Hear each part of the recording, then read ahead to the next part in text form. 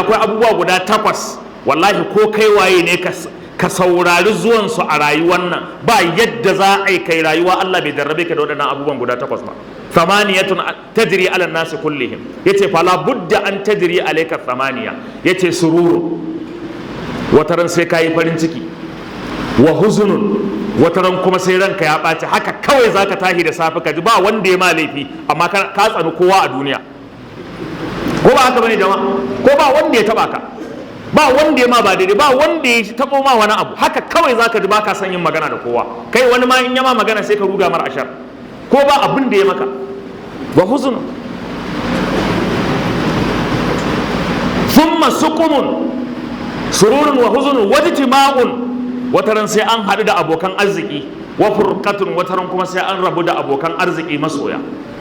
Haka ne ko ba haka ba? Sururun wa huzunun wajtima'un wa furqatun wa usrun, wataran sai ka higa kuncin rayuwa, wa yusrun, wataran kuma sai ka ga saukin rayuwa. Kuma duk waɗannan abubuwan ba wanda zai ɗaga hannu a nan ya ce bai taɓa fuskantar kansa a cikin ɗaya daga cikinsu ba. Haka ne ko ba haka ba?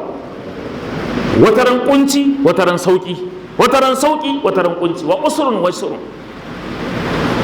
sururun wa huzunun wa ijtima'un wa furqatun wa usrun wa yusrun, yace thumma suqumun, wataran sai ka wayi gari baka da lafiya, lafiya garau, za a sha ruwa da kai da asuba sai ka gagara fitowa sallar asuba.